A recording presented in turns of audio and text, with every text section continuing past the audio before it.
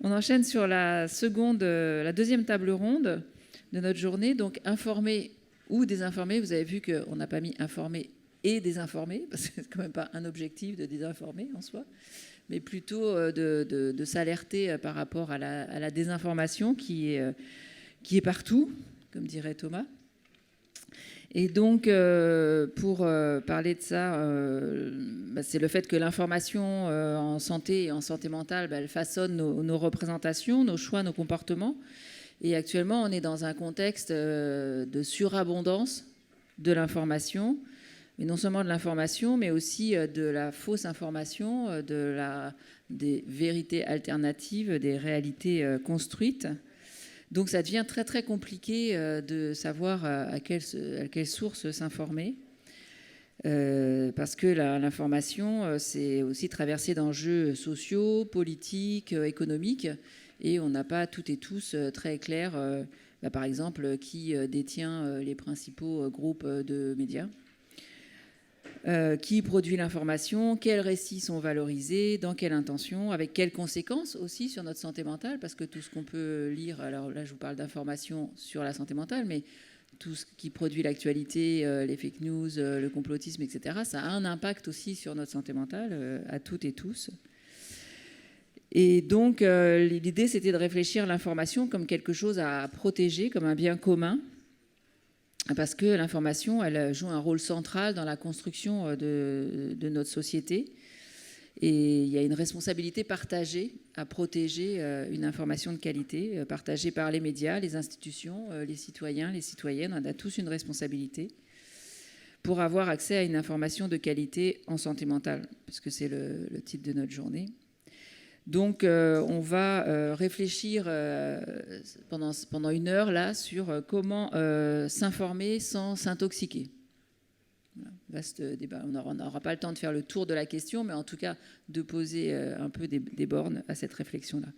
Et pour nous aider à réfléchir à ça, on a 4 personnes sur scène. Estelle Saget, vous êtes un peu serré, non?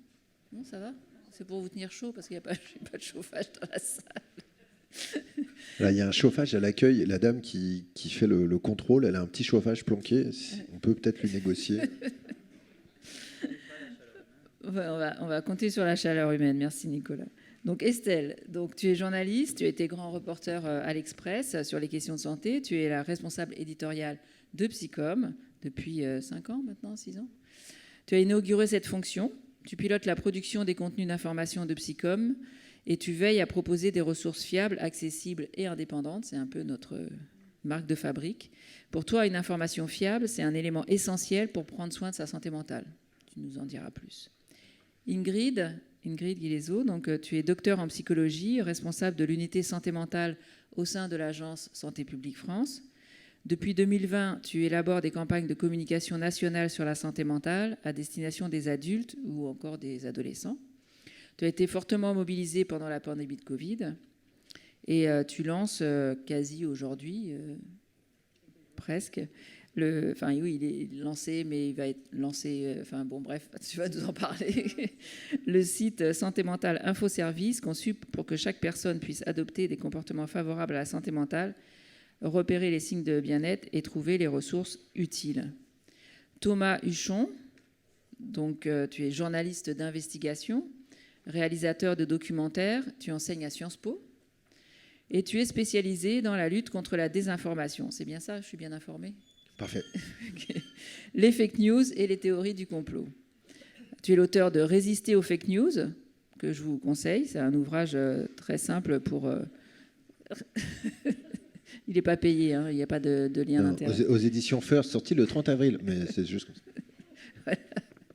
Et donc, où tu décryptes 20 théories conspirationnistes avec des arguments solides.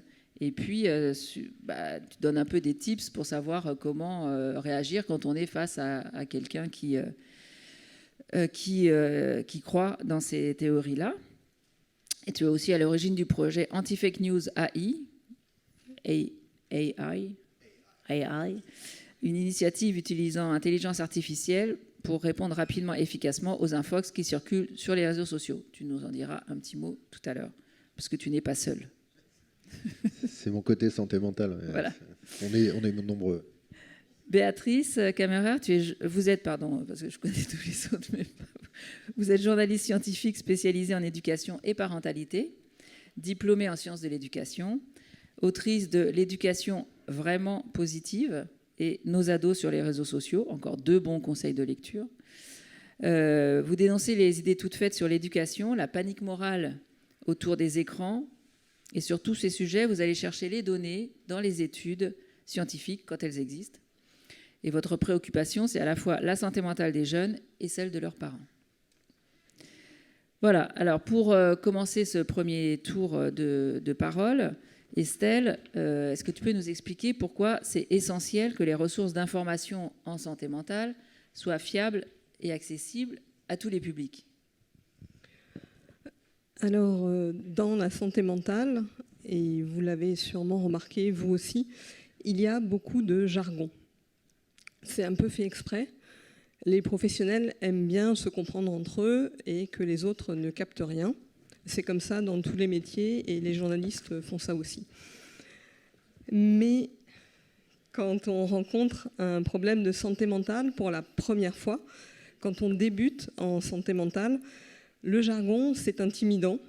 On n'ose plus poser de questions, on se tait et on peut vite lâcher l'affaire. Alors, je prends un exemple.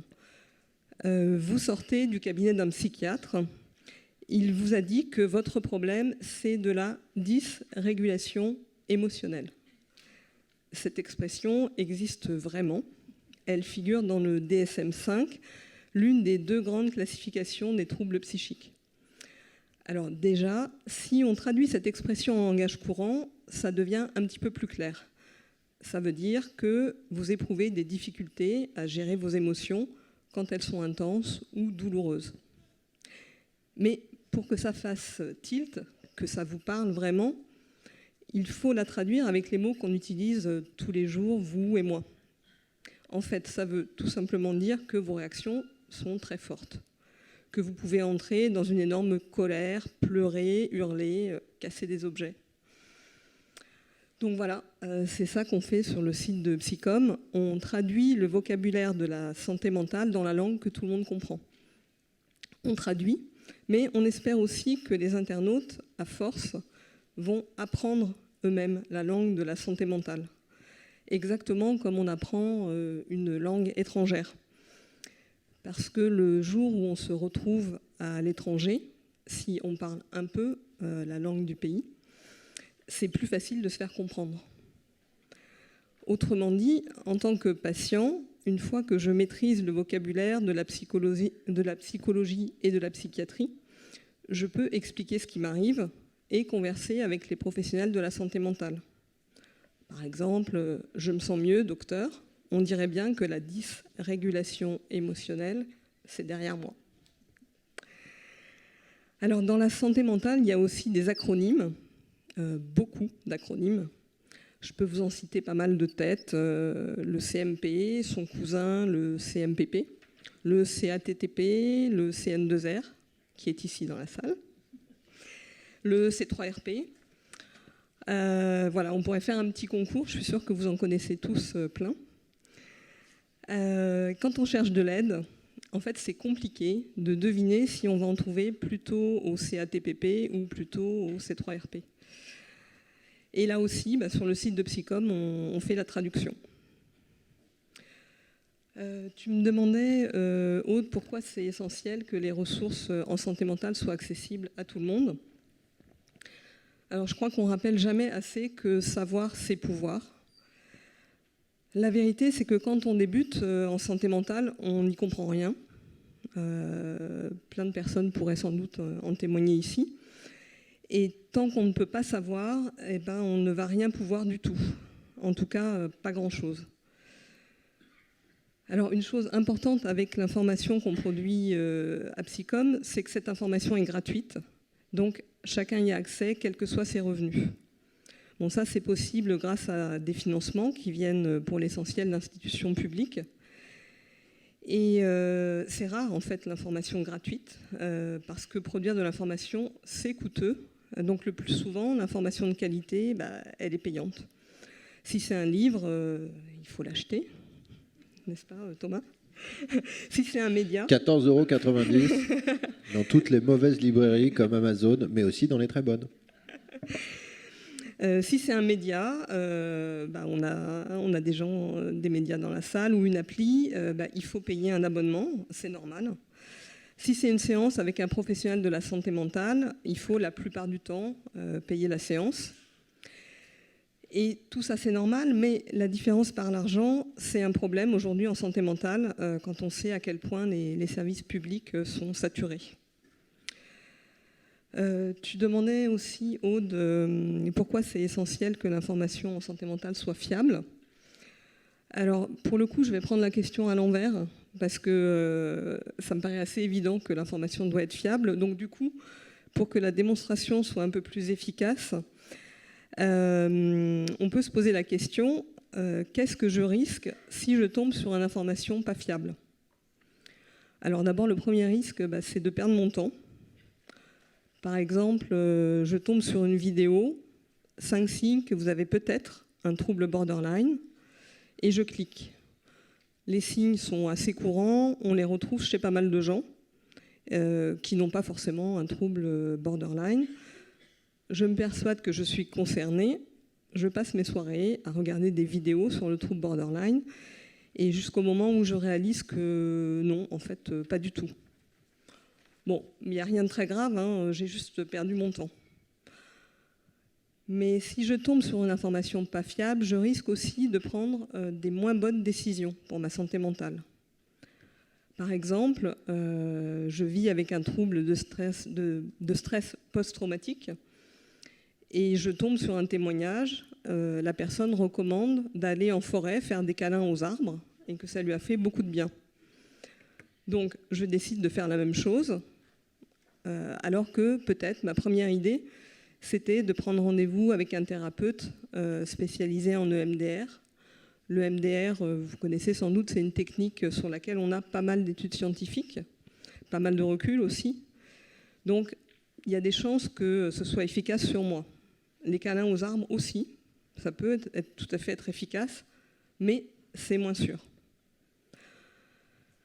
Après, si je tombe sur une information pas fiable, je risque aussi d'adopter des pratiques qui ne me font pas du bien. Par exemple, je vais m'inscrire à un stage de méditation alors que je suis concernée par des troubles schizophréniques. Alors, c'est une contre-indication, mais elle ne figure pas dans l'article que j'ai lu. Or, si je médite, je risque de me retrouver totalement déconnectée de la réalité et de me sentir très mal. Voilà, si je tombe sur une information pas fiable et que je ne me méfie pas, je risque aussi de dépenser de l'argent pour des services dont je n'ai pas besoin, de tomber éventuellement dans les filets d'un charlatan. Voilà, donc j'espère que je vous ai assez effrayé, comme ça. Avec la Miviludes ce matin, oui. Ouais. C'est assez complémentaire. Mais effectivement, le rôle de l'information, tu as bien démontré l'articulation entre information et santé mentale. Et merci pour ça.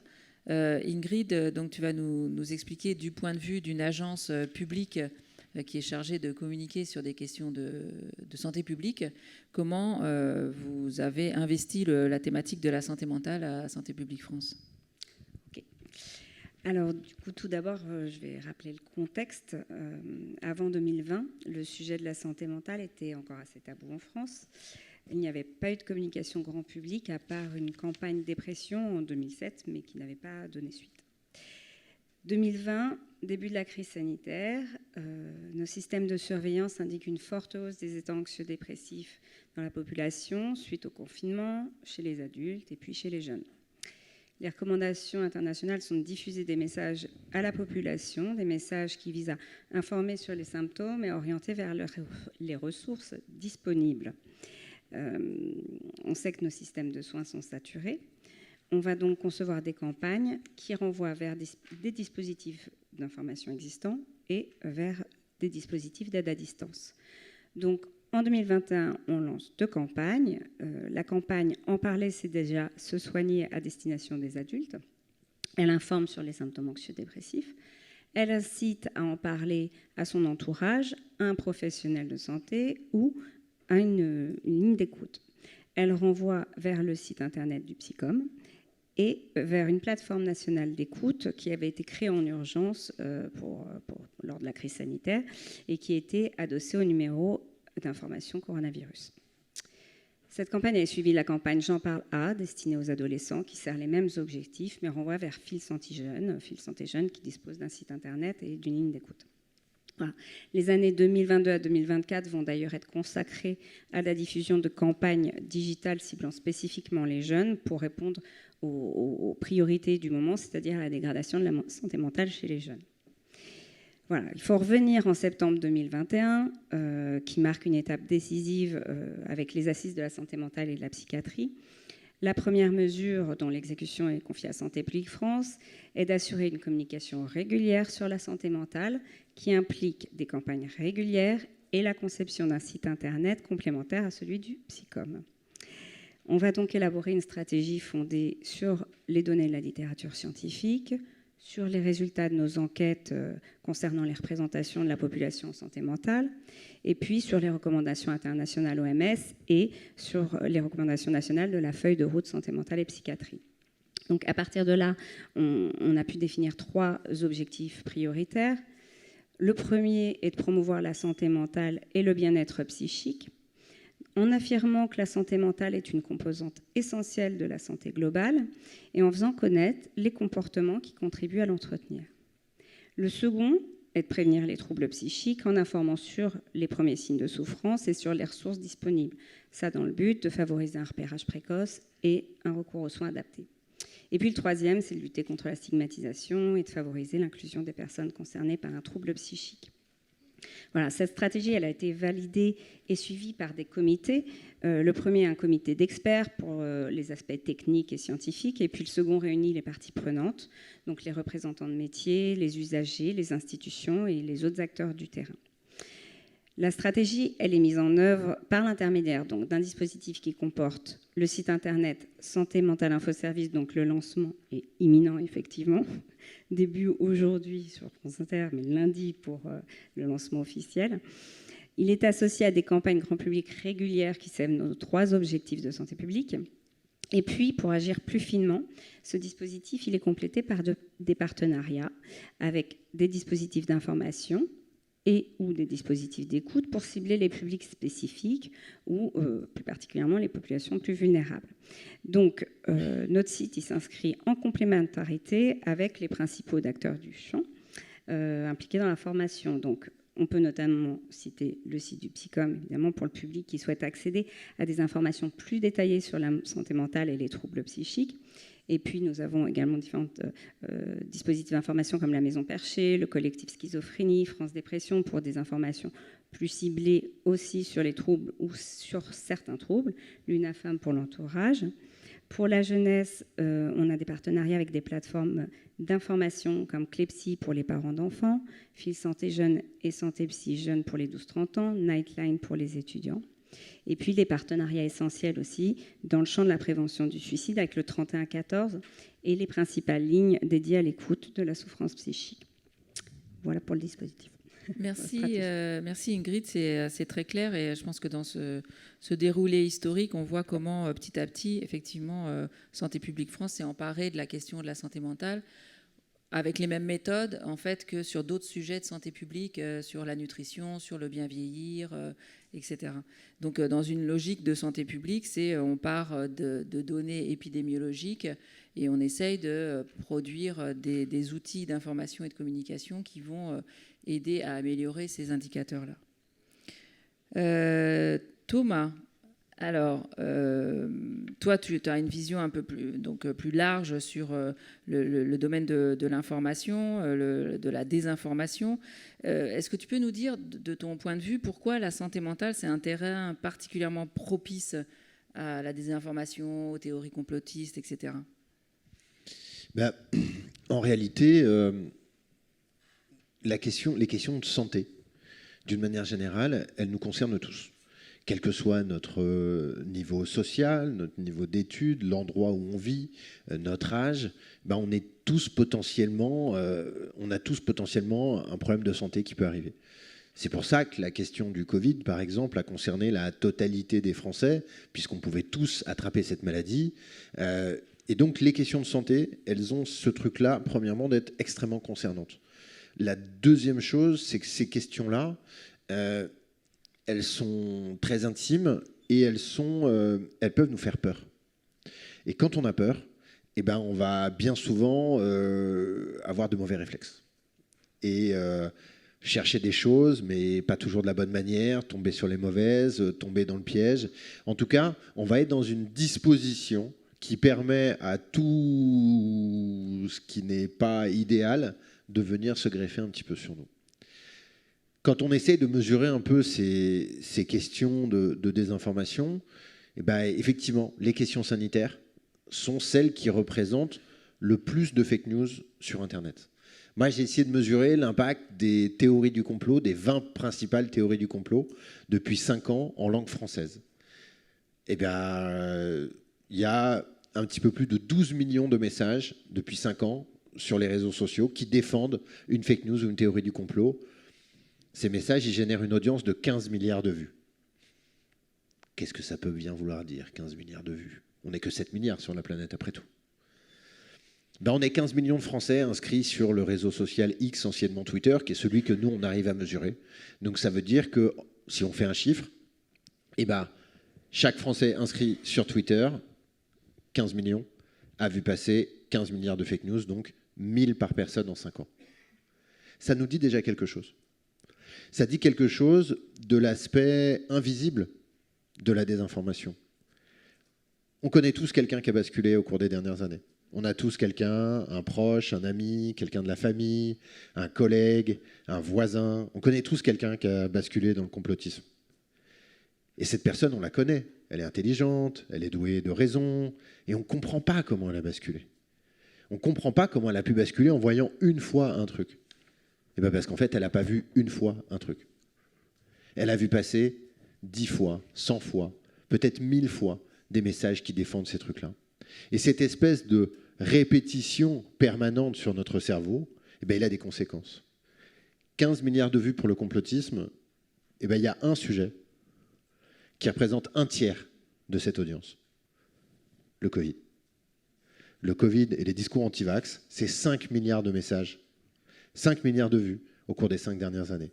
Une fake news sur 3 qui a circulé en français sur les réseaux sociaux concerne les questions sanitaires.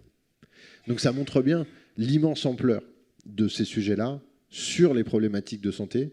Et du coup, ça montre aussi eh bien, l'ampleur du travail à accomplir pour répondre à tout ça. On ne peut pas... Ce que tu me disais aussi, c'est que ça attaque... parce que sur les réseaux sociaux,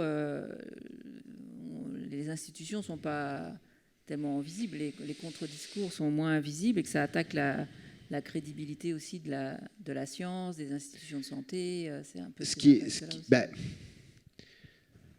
vous avez peut-être regardé les infos depuis le début de la semaine. Vous avez peut-être vu un mec, un vieux monsieur, un peu grabataire, avec une coupe de cheveux chelou, là, qui parle d'un... Le problème, c'est que quand il parle, il y a 200 caméras devant lui et 300 micros. S'il était tout seul, même là, ça ne nous poserait pas de problème, hein. Mais voilà. Et donc, lundi soir, il a décidé de foutre en l'air ma semaine. Il a dit que le Doliprane, ça rendait les enfants autistes quand on en prenait, quand on était une femme enceinte. Oui, c'est Donald Trump, hein, pour ceux qui n'avaient pas compris. Et donc, effectivement, qu'est-ce qui se passe quand on a un discours comme ça qui est prononcé ? Tout à l'heure, vous disiez ça, je vous entendais dire, Estelle, c'est ça ? Ouais. Que finalement, quand on regarde ces trucs sur les réseaux, le pire, c'est qu'on va perdre son temps. C'est sûr, on va perdre son temps. Mais le vrai problème avec les mensonges, c'est qu'il y a toujours quelqu'un qui finit par y croire. Et je voudrais vous donner un exemple de l'impact de la désinformation sur les questions de santé, un exemple très concret, qui n'est pas très connu, et qui vient corroborer un peu le nouveau mot inventé par l'Organisation mondiale de la santé, qui parle désormais d'infodémie, la pandémie des fake news. On est en mars 2020, en Iran. Sur les réseaux sociaux circule l'idée que pour se protéger du Covid ou se soigner du Covid, il faut boire de l'alcool pur, potentiellement de l'alcool à 90. On est donc dans un pays où l'alcool est interdit. Des tas de gens vont croire à cette histoire. Et ils vont chercher à se procurer de l'alcool en Iran, de l'alcool fabriqué dans des conditions sanitaires déplorables, frelaté, sous le manteau. Mais on a 800 personnes qui vont mourir d'intoxication à l'alcool en mars, avril et mai 2020 en Iran. Est-ce que ces gens sont morts du Covid? Non. Ces gens sont morts à cause d'une fake news sur le Covid.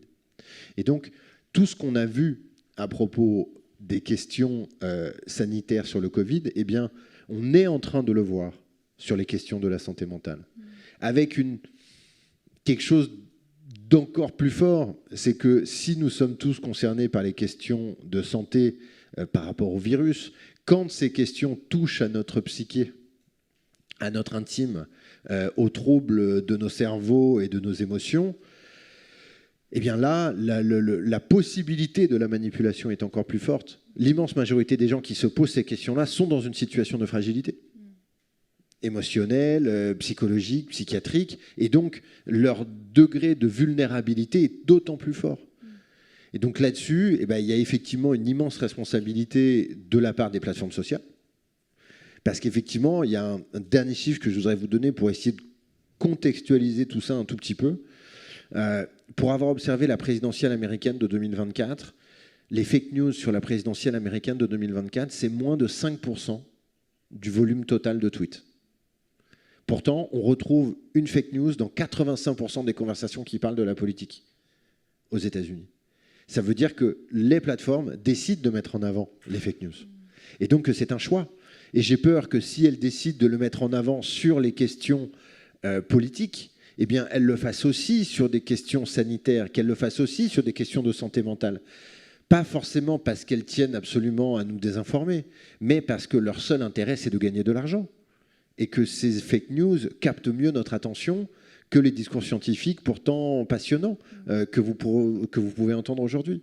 Effectivement, on est un peu dans une situation où il y a des solutions, ne vous inquiétez pas, on va en donner, mais où le constat est quand même assez difficile à établir. Merci effectivement de cette alerte. On sait que la désinformation, ça sert aussi à simplifier un monde complexe, à apporter des réponses simples à un monde complexe. Et c'est encore un piège de plus, mais qu'au final, ça augmente, comme tu l'expliques bien, l'anxiété et le désespoir. On dit aussi qu'une fake news, ça prend l'ascenseur, quand un fact-checking, ça prend l'escalier. C'est-à-dire ça se répand très, très, très, très vite. Béatrice, alors on va faire un focus avec vous sur les jeunes, parce que les adultes s'inquiètent beaucoup pour les jeunes qui passent leur temps sur les réseaux sociaux et c'est mauvais pour leur santé mentale. Donc on est dans une situation un petit peu paradoxale puisqu'on sait que les jeunes s'informent sur la santé mentale sur les réseaux sociaux, mais on sait que les réseaux sociaux ont aussi des impacts sur leur santé mentale. Mais qu'est-ce qu'on sait vraiment en fait ? Oui, alors effectivement, c'est une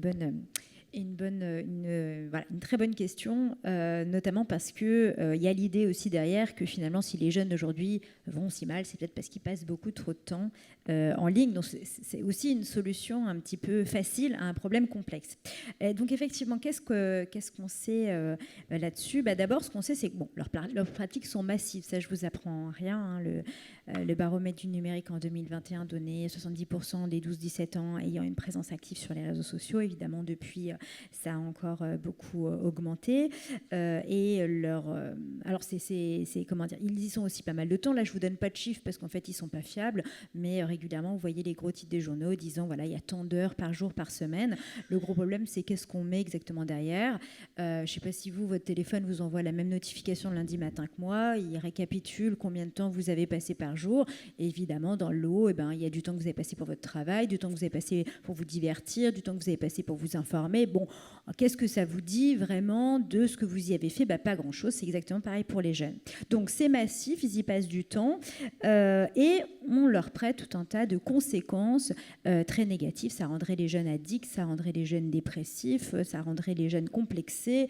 Voilà, j'en passe. En tout cas, c'est vraiment tous orientés.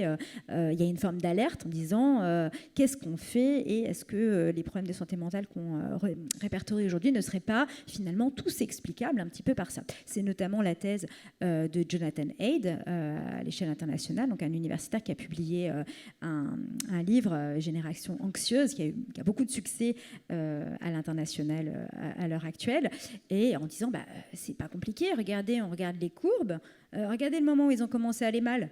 C'est le moment où on a mis les smartphones. Est-ce que les deux ne seraient pas liés? Est-ce que cette corrélation ne serait pas une causalité? Et donc, évidemment, la thèse est très séduisante. Problème simple, une question importante. Bon, il est très critiqué à l'heure actuelle, Jonathan Haidt, par ses collègues universitaires, justement pour les raisons que je commençais à citer. Il néglige beaucoup de paramètres. C'est une corrélation, donc une variation concomitante. On n'a pas vraiment d'éléments qui iraient dans le sens d'une causalité. Et puis, par exemple, il néglige tout un tas d'autres phénomènes qui auraient pu aussi, notamment aux États-Unis, intervenir dans l'équation, à savoir, par exemple, qu'il y a de plus en plus de monde qui n'a pas accès à une couverture sociale correcte, donc pas accès aux soins. Donc peut-être qu'aussi le problème de santé mentale pourrait s'expliquer de bien d'autres façons différentes. Donc voilà, c'est pour dire en tout cas que c'est dans l'air du temps de se poser des questions comme ça. Alors qu'est-ce qu'on a d'autre comme données pour répondre à ça? D'abord, on peut remarquer que c'est très compliqué d'essayer de manière globale de se demander l'impact des réseaux sociaux sur les jeunes. Parce que Internet, vous le savez, c'est comme la vraie vie. Dans le lot, il y a des informations tout à fait intéressantes, émancipatrices et pertinentes. Il y a des usages tout à fait intéressants et émancipateurs, et puis d'autres tout à fait délétères. Donc, comment est-ce qu'on fait un peu le tri là-dedans? C'est un peu comme quand on parle des écrans. Bon, ça ne veut pas dire grand-chose. Donc déjà, on met tout le monde dans un énorme paquet. Donc pas de message univoque, pas d'effet univoque, parce qu'il faut voir à chaque fois sur quel espace, de quoi on parle, de quel contenu, de quel usage. On a aussi donc cette question de l'addiction qui revient beaucoup. Il faut savoir aujourd'hui, mais j'imagine que beaucoup sont déjà informés là-dessus, qu'il n'y a pas de consensus autour d'une addiction aux écrans. Hein. Le terme n'existe pas comme ça dans les classifications donc des pathologies et des maladies mentales. On a simplement le trouble du jeu vidéo, et encore qui ne fait pas consensus du tout, qui est encore débattu, mais qui a commencé à apparaître donc, dans la CM, la classification internationale des maladies. Et ce trouble du jeu vidéo, donc on ne parle pas non plus du tout de réseaux sociaux, il est quand même dans des cadres, enfin il est réservé à des cas quand même assez extrêmes, puisque il est notamment caractérisé, enfin il ne peut être diagnostiqué. Un des critères, c'est une désocialisation totale pendant plus de 12 mois. Donc un ado qui passe son week-end à jouer à Zelda n'est évidemment pas concerné par ce trouble du jeu vidéo. Donc, et encore, c'est beaucoup plus difficile à le transposer dans le cadre, par exemple, des réseaux sociaux, parce que qu'est-ce que ça veut dire désocialisation sur des plateformes qui, justement, ont pour objet de mettre les gens en lien les uns avec les autres? C'est déjà un petit défi, on va dire, sur le plan scientifique que de définir ça. Après, il peut y avoir effectivement des usages qui prennent tellement de temps ou qui, par exemple, empêchent les ados d'avoir des activités quotidiennes, de faire leurs devoirs, où là, effectivement, on peut s'interroger, est-ce que c'est pas problématique? Est-ce que c'est pas pathologique? Est-ce qu'on n'est pas face à un trouble comportemental? Ça, il y a vraiment des débats, effectivement, autour de ça. À part que, le point de vigilance, c'est que quand on interroge les psychologues, les psychiatres qui travaillent un peu autour de ça, souvent ils disent que c'est plus un symptôme, enfin une conséquence qu'une cause en fait. C'est pas vraiment l'usage du réseau social qui a rendu l'ado pas très bien dans sa peau, dépressif, anxieux, mais c'est au contraire parce qu'il allait pas très bien que quelque part il a eu un usage plus intense, notamment du numérique, réseaux sociaux, mais aussi jeux vidéo en ligne, etc. Par exemple, il y avait eu, il y a quelques années, un fait divers qui avait un peu défrayé la chronique autour d'un ado espagnol qui avait été hospitalisé après plus de 20 heures de jeu par jour sur Fortnite. On avait dit « Ah là là, Fortnite l'a rendu addict, c'est à cause de ça qu'il va mal ». Ce que les médias à l'époque avaient oublié de préciser, enfin ils l'ont fait mais un peu tard, c'est qu'en fait il était en plein deuil, il venait de perdre sa maman et qu'effectivement c'était une stratégie pour compenser, pour éteindre en fait ces sensations désagréables de dépression, d'anxiété autour de ça, parce que voilà, le numérique a cette capacité effectivement à momentanément en tout cas parfois faire diminuer ces symptômes. Donc voilà, c'était un petit peu ça tout l'enjeu qu'il y avait derrière. Après on a aussi une grosse méta-analyse qui a été faite pour essayer d'analyser globalement alors qu'est-ce que ça donne sur le bien-être, l'usage des technologies numériques, et en regroupant beaucoup de personnes, ils sont arrivés à la conclusion que l'usage du numérique expliquait moins de 1%, 0,4% exactement, de la variation du bien-être des adolescents. En gros, voilà, c'est juste cette petite partie-là qui peut être reliée aux usages du numérique. Alors, la grosse précaution qu'il faut avoir quand on lit ça, on pourrait dire « Ah, tout va bien ». En fait, c'est un peu plus compliqué que ça. C'est parce que comme on a pris un très gros échantillon de population, c'est-à-dire qu'on a fait une très grosse moyenne. Ce que donc ça ne dit pas, c'est que dans le lot, il pourrait très bien y avoir des personnes qui seraient vraiment impactées négativement et des personnes qui seraient impactées positivement, et ce qui expliquerait que la moyenne soit globalement nulle, un petit peu négative. Alors, les 0,4%, c'est dans le sens négatif, donc c'est significativement nul, mais extrêmement, extrêmement faible. Et ça, par exemple, on a déjà des données là-dessus. On sait que les adolescents qui ne sont pas très bien dans leur peau, qui sont complexés, quand ils vont, par exemple, sur un réseau social comme Instagram, ils vont se comparer, vont faire un processus de comparaison sociale qui peut les impacter négativement. C'est notamment le cas des filles, sur tout ce qui est normes de poids, de beauté, etc. Mais aussi des garçons qui font de la musculation, qui ont aussi parfois des complexes là-dessus. Pardon. Et donc voilà, donc ça peut être un élément. Et on sait aussi que parallèlement, des ados qui, eux, ont plutôt une bonne confiance en eux, il peut y avoir effectivement un impact plutôt positif de ces réseaux sociaux. Ils vont pouvoir se mettre en avant et nourrir d'une certaine manière cette confiance en soi. Alors c'est un exemple, il pourrait y avoir d'autres éléments, parce les chercheurs regrettent souvent de ne pas avoir suffisamment accès en fait à ces données-là, parce que c'est quand même encore détenu, qui nous permettraient justement de savoir qui sont les ados à risque, comment on peut les cibler et peut-être comment est-ce qu'on peut rendre l'usage du numérique plus positif, plus intéressant pour les gens. Parce que quand même, dans tout ça, il y a aussi des usages intéressants. Tout à l'heure, je vous ai dit qu'il y avait autant de contenu, autant et donc autant d'effets derrière, sur tout ce qui est santé mentale. On sait que le principal usage des réseaux sociaux par les jeunes, c'est quand même de rester en lien avec leurs copains. Donc ça, c'est plutôt un facteur positif, rester en lien avec ses copains, nourrir des liens sociaux, des amitiés, expérimenter des interactions aussi. Ça, on va être plutôt du côté du positif. Parfois, pouvoir avancer derrière un pseudonyme, ça peut être renforçant pour la confiance de ceux qui, corporellement, s'aiment pas trop, donc ils peuvent quand même interagir. Donc voilà, on a aussi des effets qui ont pu être mesurés positivement là-dessus. Et puis, ça peut être trouver des communautés de pairs, si là on revient vraiment dans le domaine de la santé mentale, trouver des communautés de pairs et donc possiblement mettre des mots, s'émanciper. Merci. Juste peut-être préciser un élément. On manque effectivement de science sur ces sujets-là. On a quand même un élément qui va pas exactement dans le sens de ce que vous venez de dire, qui est un document qui nous est révélé par Frances Haugen, qui est une ancienne employée de Facebook, qui travaillait pour les questions éthiques chez Facebook et qui est devenue une lanceuse d'alerte. Elle a donc révélé tout un tas de choses sur les pratiques internes de cette entreprise. Parmi les choses qu'elle nous a révélées et qui, à mon avis, pas du tout mis en avant suffisamment sur l'impact absolument effroyable et destructeur des réseaux sociaux sur les êtres humains d'une manière générale, sur la jeunesse en particulier, il y a une étude interne d'Instagram qui montre que 13% des adolescentes britanniques ont des pensées suicidaires quand elles ferment l'application. Ok, 13%. Donc on a un utilisateur sur 6 d'un produit qui a des pensées suicidaires quand il ferme le produit. Et quand on fait remonter cette information à M. Zuckerberg pour lui dire qu'il y a un problème avec Instagram et qu'il faut faire quelque chose, il ne fait rien. Parce que c'est comme ça qu'il gagne de l'argent. Je crois qu'en fait, ce qui nous manque, ce sont ces informations-là. Et qu'en fait, on aurait besoin de beaucoup plus de transparence de la part des plateformes. Alors, moi, mon expérience personnelle des salles de classe, par exemple, c'est que les gamins me disent qu'ils sont addicts à TikTok. Ils me disent qu'ils y passent 5 à 6 heures par jour et que c'est de la merde, mais qu'ils ne peuvent pas s'en empêcher. Et que s'ils me parlaient de cocaïne, je le ferais interdire pour eux. D'ailleurs, c'est exactement ce qu'a recommandé la commission d'enquête parlementaire sur TikTok la semaine dernière. Thomas, tu es en train de spoiler le reste. Pardon. mais en l'occurrence, je pense que ce chiffre sur Instagram, il est hyper intéressant. C'est le seul qu'on ait, qui est interne au GAFA. Et qui n'est pas un truc scientifique, c'est pas scientifique. C'est ça, en fait, c'est qu'en fait, une fois qu'ils nous ont dit ça, ils nous ont pas dit grand-chose. Il y a besoin de savoir beaucoup plus, de l'asseoir de manière beaucoup plus, parce que, en fait, comment ça a été évalué. Enfin, en fait, on a besoin d'en savoir plus. On n'a pas besoin de dire que tout va bien, mais on a besoin de savoir comment ça se passe, en fait. Mais en fait, quand vous entendez ce chiffre, vous n'avez pas envie de vous dire, il faut fermer le truc. Moi, 13% de gens qui ont envie de se pendre, franchement, j'ai envie de fermer la machine, quoi.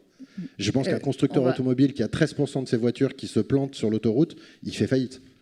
On va aborder ces questions-là. Je vais essayer de faire respecter le temps de parole de tout le monde, parce qu'on est déjà complètement hors des clous. Donc, merci Thomas. Merci Béatrice. Ce que ça dit aussi, c'est que la manière dont on perçoit les réseaux sociaux et les jeunes, mais on va approfondir. Estelle, dans ton rôle éditorial, comment toi tu fais pour te prémunir et comment toi tu fais quand tu dois construire de l'info, et du coup quels outils on a à notre disposition aussi, nous, pour nous prémunir des infox et des discours simplistes sur la santé mentale? Alors d'abord, j'utilise les bonnes vieilles méthodes journalistiques. Le travail des journalistes, il est souvent critiqué, à tort, à raison. Mais n'empêche que ces méthodes, elles ont fait leurs preuves et que pour le moment, on n'a pas trouvé mieux. Donc la base, c'est de consulter les études scientifiques, d'interroger plusieurs sources, de recouper les informations, de les vérifier. Voilà. Mais sinon, pour éviter le plus possible de me faire manipuler quand je traite un nouveau sujet pour le site de Psycom, je commence par regarder les liens d'intérêt des experts, ceux qui prennent souvent la parole sur le sujet en question. Donc c'est comme ça qu'à Psycom, on a décidé, par exemple, de ne pas solliciter un psychiatre qui est aussi chercheur et spécialiste du rôle de l'alimentation dans la santé mentale. On a juste tapé son nom sur Internet et on a vu que l'an dernier, il a créé une société qui vend des gélules à base de composants actifs pour le cerveau, avec des oméga 3 et plein d'autres choses. Si on prend un abonnement à ces services, on reçoit tous les mois le traitement par la poste et ça coûte 39 € par mois et c'est 12 mois par an. Donc, est-ce que ce médecin connaît bien le sujet que nous voulons traiter? Réponse, oui. Est-ce que dans sa position de chef d'entreprise, directement intéressé à la réussite de son activité commerciale, il est bien placé pour présenter l'état des connaissances scientifiques sur le sujet et de manière objective? Réponse, non. Donc, du coup, je n'ai pas contacté cet expert. J'en ai contacté d'autres, en général 5, 6, chaque fois qu'on aborde un nouveau sujet. Je demande à chaque expert de faire la liste de ses liens d'intérêt et je vérifie sa déclaration. Donc, notre chance, c'est que depuis 2011, la loi oblige les firmes pharmaceutiques et les entreprises du secteur de la santé à déclarer les rémunérations qu'elles versent à des professionnels de santé. Donc nous, on va sur la base Transparence Santé. Elle est en accès libre sur Internet. Peut-être que certains d'entre vous l'utilisent aussi. On tape le nom de la personne et pof, les rémunérations qu'elle a reçues apparaissent. Donc quand on met l'article en ligne sur psycom.org, on met aussi en ligne les déclarations de tous les experts qu'on a interrogés. Et ensuite, c'est au lecteur de juger.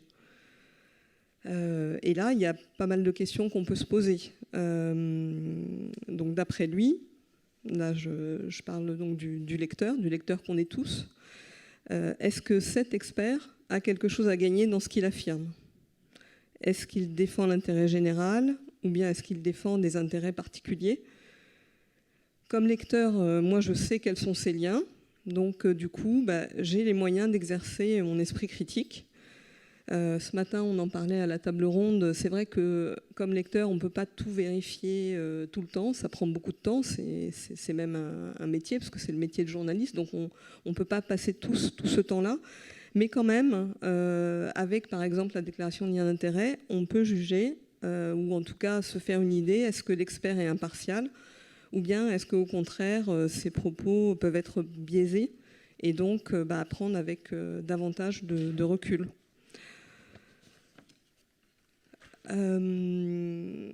Alors, cette transparence sur les liens d'intérêt, c'est un des critères qu'on a retenu à Psycom pour garantir que l'information soit de qualité. Il y a 5 ans, en fait, quand on a vu que sur Internet, on trouvait tout et n'importe quoi sur la santé mentale, on était au moment où on refaisait le site Internet de Psycom, on s'est demandé comment reconnaître des informations de qualité. Donc on a consulté la littérature scientifique, on a recensé les bonnes pratiques et ensuite on a publié une grille de critères de qualité de l'information spécialement sur la santé mentale. Donc je ne vais pas citer tous les critères mais je peux en donner quelques-uns qui sont assez classiques. Par exemple la Psycom, donc on signe les articles, on les date, on indique nos sources. En tout, on a 11 critères dans cette grille. Vous pouvez la trouver sur le site. Et voilà, donc nous, on s'efforce de les respecter. Ce n'est pas toujours facile. Et on espère de cette façon ne pas relayer des infox malgré nous.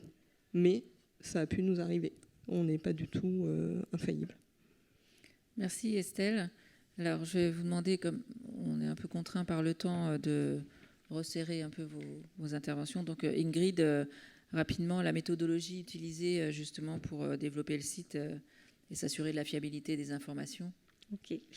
Du coup, de façon générale, Santé publique France construit ses dispositifs sur la base d'une méthodologie scientifique et collaborative, qu'il s'agisse de campagnes ou des outils numériques. Donc, cette méthodologie elle repose sur la littérature scientifique, des consultations des partenaires du champ, des pré-tests et des post-tests. Donc, le site Santé Mentale Info Service a pour vocation d'offrir une ressource fiable, accessible et évolutive, intégrée donc à l'écosystème des autres sites de Santé publique France, donc tabac Info Service, alcool Info Service, manger bouger, etc. Donc, pour y parvenir, première étape, identifier les besoins et les bonnes pratiques. Donc, on s'appuie sur nos données déjà disponibles, qu'on complète par des enquêtes. Donc là, on a mené une enquête qualitative et une enquête quantitative sur les représentations, connaissances et comportements de la population en matière de santé mentale. On explore les freins et leviers à la recherche d'aide et à la recherche d'informations. En parallèle, on réalise une revue de littérature pour identifier les comportements favorables à la santé mentale. Et on réalise également des benchmarks des sites français et des sites de nos homologues internationaux pour identifier les bonnes pratiques. Voilà, une fois qu'on a récolté toutes ces données-là, on produit un brief qui est soumis donc, à une agence de communication avec la cible et les objectifs du site. Ce brief, il est soumis avant tout à nos comités dont je vous ai parlé tout à l'heure, et il est également soumis à la DGS.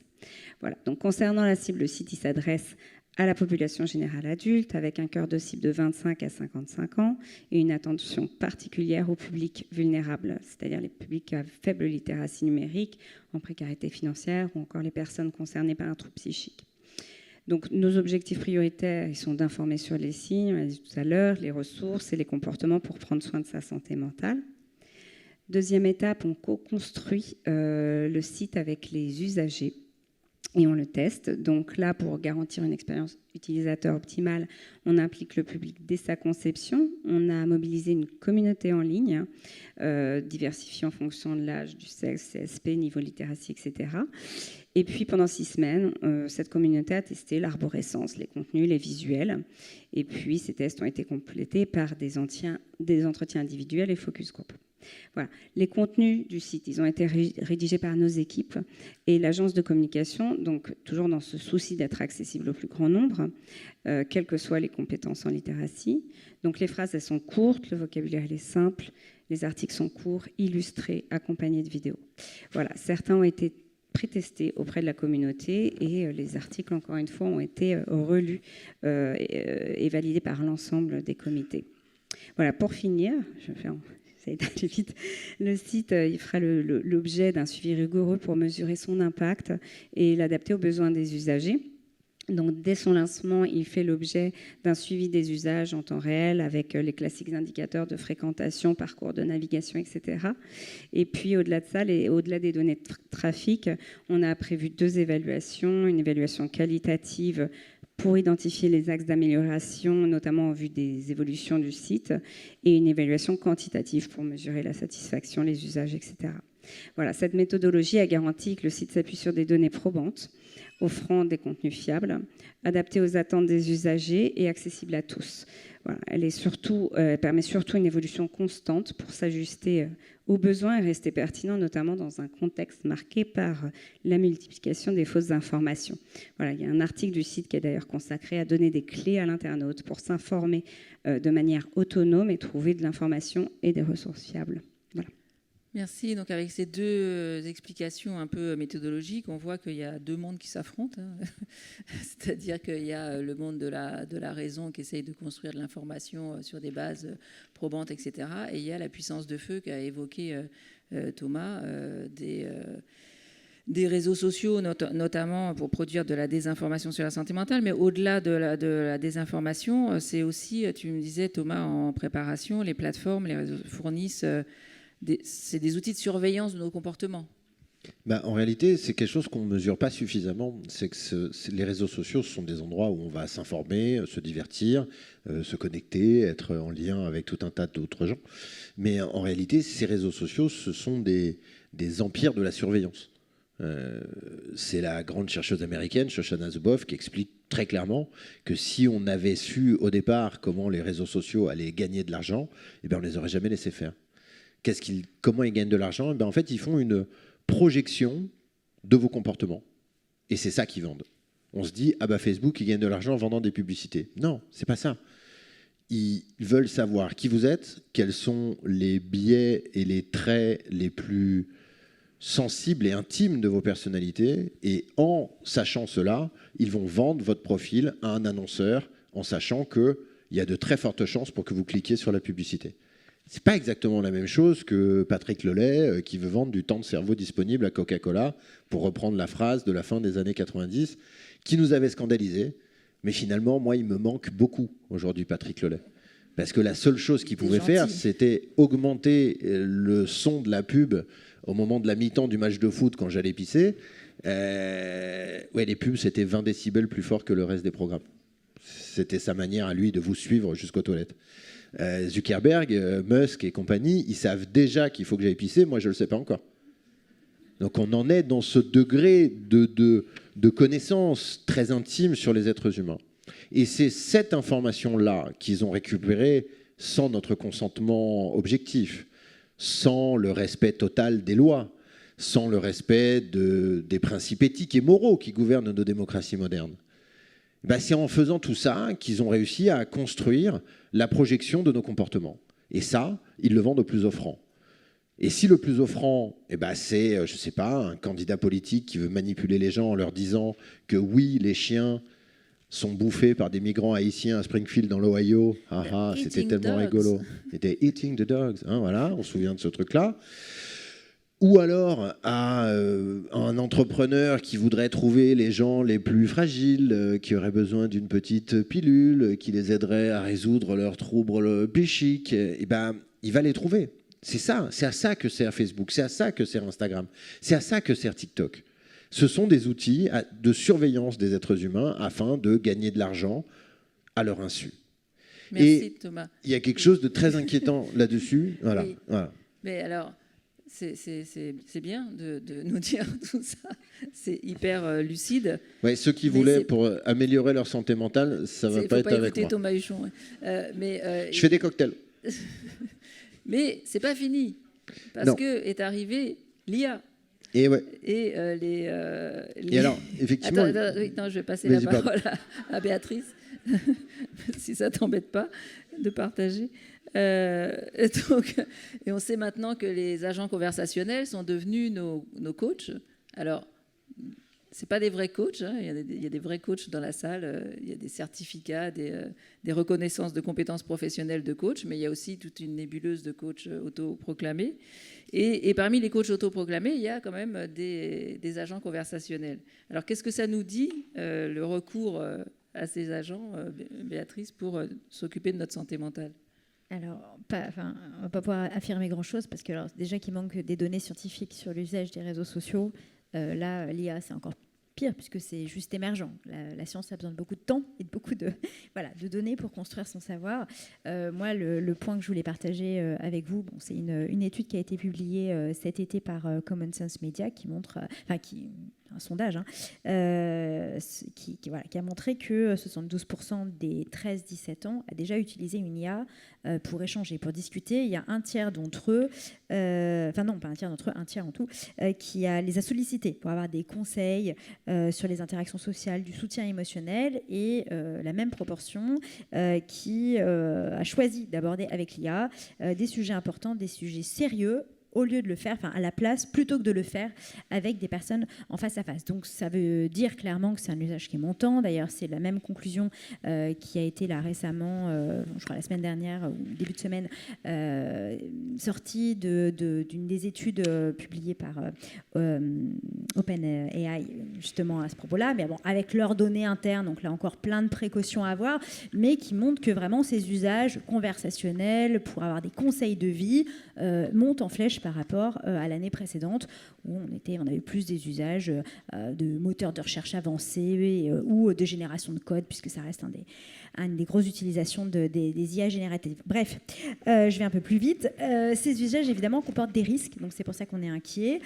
Parmi eux, exposition des mineurs à des contenus inadaptés, conseils dangereux, mais aussi dépendance émotionnelle, et évidemment retard de prise en charge professionnelle. L'exemple récent qu'on a, c'est les parents américains là, qui sont en procès actuellement contre ChatGPT après le suicide de leur enfant, puisque quand on a regardé les conversations qu'il avait eues avec l'IA, ça a été jusqu'à « je vais t'expliquer comment faire un nœud coulant, je vais t'expliquer où est-ce que tu peux aller acheter une corde, etc. etc. Donc je vais même est-ce que voudrais-tu que je te rédige ta lettre d'adieu ?» Voilà, donc ça a été très très loin et il appartiendra à la justice de déterminer en fait comment sont les responsabilités, parce qu'on sait aussi que le suicide est évidemment un acte très complexe. Donc voilà, moi j'ai aucune conclusion là-dessus, mais c'est des questions qui vont se poser à l'heure actuelle.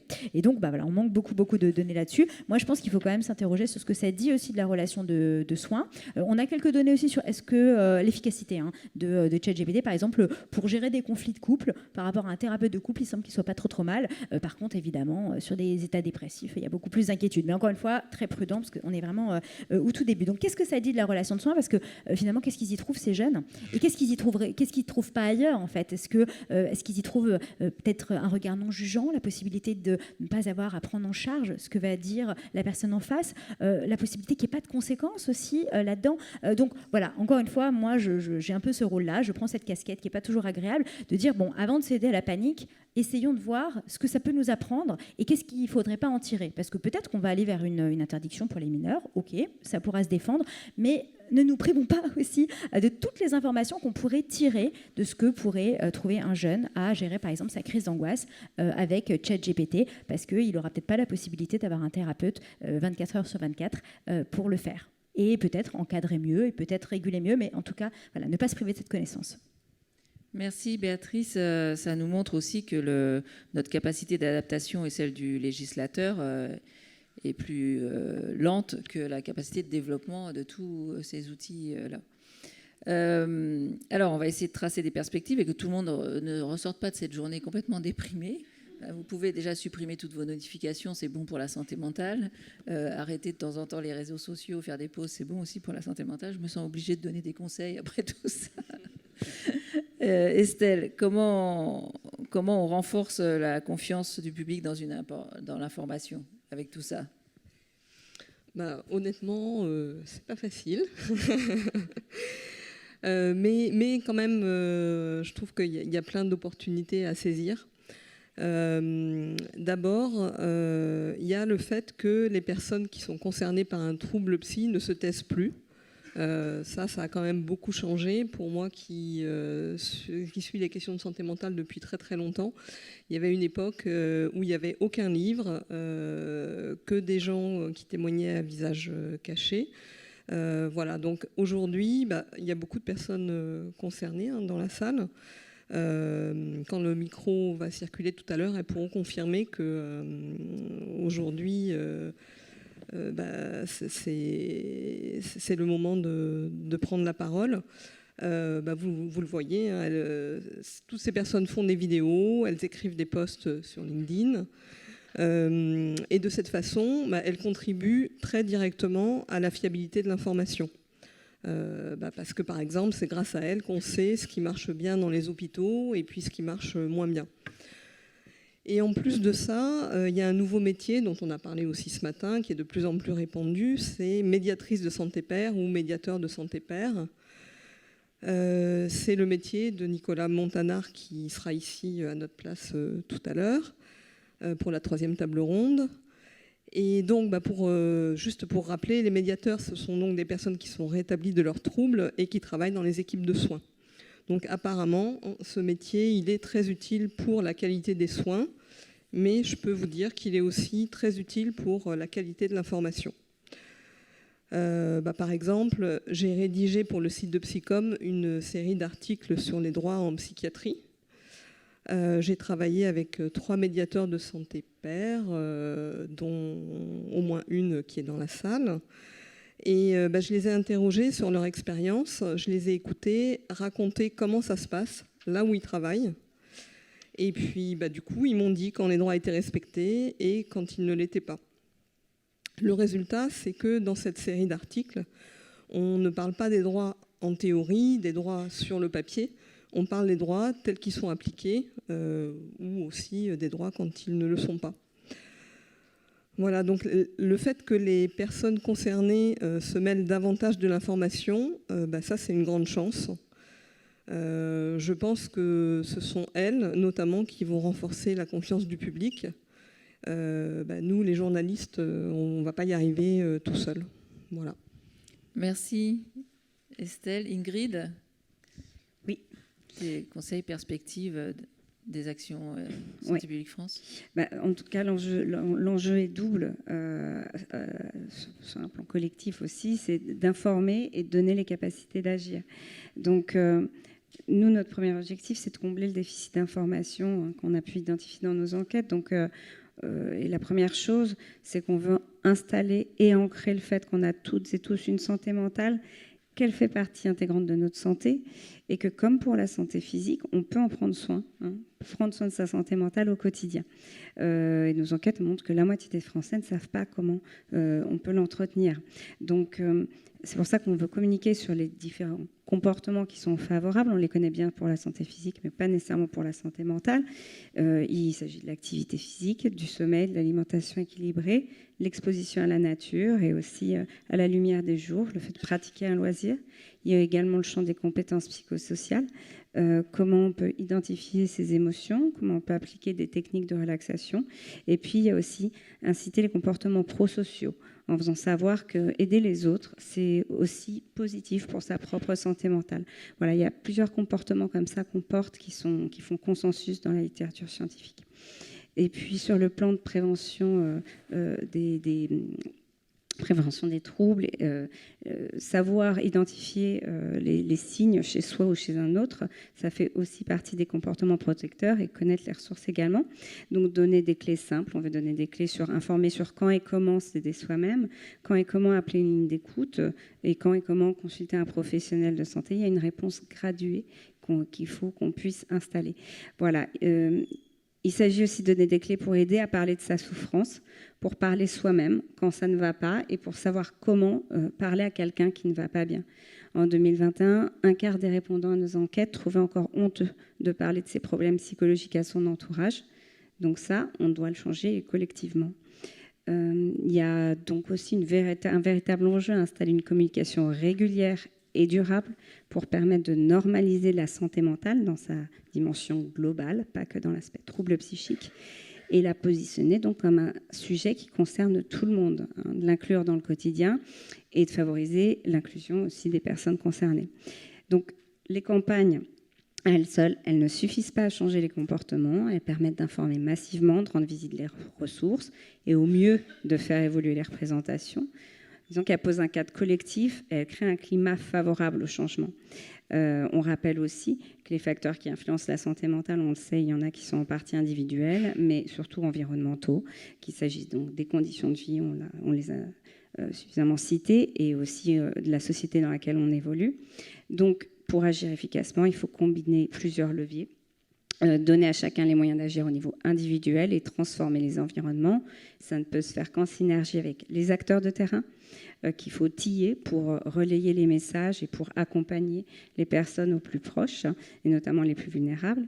Et puis avec les politiques publiques, donc indispensables pour agir sur l'ensemble des déterminants et qui doivent intégrer la santé mentale positive dans les politiques jusqu'à l'accès aux soins, donc tout en tenant compte des inégalités sociales de santé. Puis un petit mot, dans une société, on l'a dit, où la solitude, les moyens de communication, les nouvelles formes de travail isolent, recréer du collectif est essentiel. Donc prendre soin de soi, oui, mais prendre soin des autres aussi. C'est le lien social qui est un déterminant essentiel de la santé mentale. Donc voilà, juste pour conclure, voilà, la santé mentale, on l'a dit plusieurs fois, c'est l'affaire de tous et celle d'une responsabilité collective, citoyens, professionnels et institutions. Voilà. Merci Ingrid.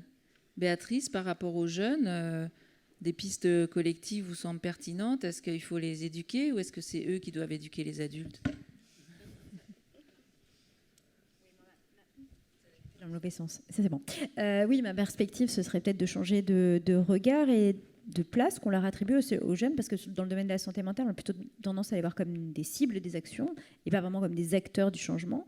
Et c'est vrai que quelque part, quand on regarde un peu leurs pratiques, même en ligne, ils sont plutôt vertueux, en fait, d'une certaine manière. Par exemple, alors bon, évidemment, les études sur l'esprit critique ont montré qu'il y avait quand même un âge minimum pour être performant, par exemple, dans le repérage des fake news, mais ils reçoivent beaucoup plus d'éducation que les adultes, ne serait-ce que parce que l'école, on a fait un vrai sujet, les collèges, les lycées, donc en fait, ils sont plus éduqués, quelque part, que nous, plus alertés, d'une certaine manière. D'ailleurs, en termes de repérage des images générées par IA, il y en a un certain nombre qui informent leurs parents en disant non, ça, c'est pas la peine d'y croire, tu vois pas gros comme une maison que ça a été généré par IA. Donc, ils ont aussi un usage qui peut être un petit peu informé et sensible. Ils sont plus sensibilisés aussi aux effets du cyberharcèlement. On a eu un sondage là, cet été qui a été demandé par Academia qui montrait que 70% des jeunes se disent favorables à une interdiction des réseaux sociaux avant 15 ans et aussi autant affirment pouvoir s'en éloigner après 21 heures. Donc en fait, ils sont plutôt demandeurs aussi de régulation. Ils sont assez favorables au fait qu'on dise aux plateformes maintenant ça suffit, il faut les limiter, il faut mettre un cadre. Donc voilà, ils peuvent être un modèle d'une certaine manière de changement, un modèle aussi, pas dans une perspective moraliste, en tout cas c'est pas comme ça que c'est formulé, mais vraiment dans une perspective de on veut vivre mieux et on veut supprimer les usages qui nous font pas du bien pour garder ceux qui nous font du bien, ceux qui sont émancipateurs. En tout cas moi c'est ce que je veux entendre de ce message. Et puis aussi on peut constater qu'ils sont plus informés sur les questions de santé mentale. Ils ont participé de fait à la libération de la parole, par exemple autour de la dysphorie de genre, par rapport autour du refus scolaire anxieux, voilà, des problématiques qui les touchent au premier plan. Et voilà, ils ont été d'ores et déjà des acteurs. Et moi, ma perspective, c'est espérer que ça continue et qu'on amplifie leur voix.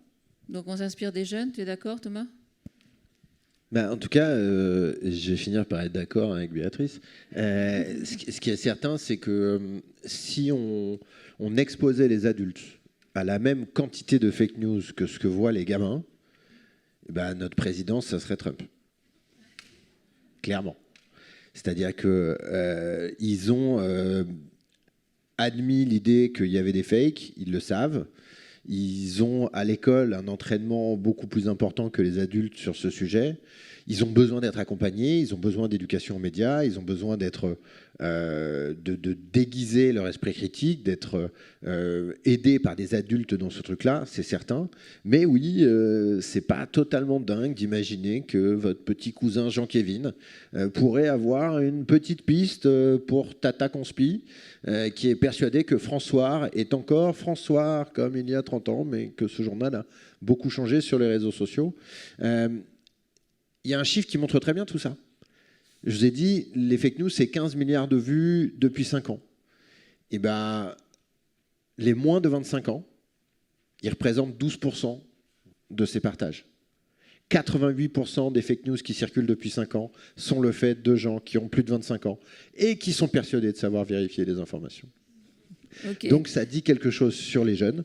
Après, moi je maintiens le fait qu'il faut interdire purement et simplement les réseaux sociaux aux moins de 18 ans, parce qu'en fait, on ne comprend même pas encore à quel point ces machines sont destructrices pour le lien social et pour l'humanité.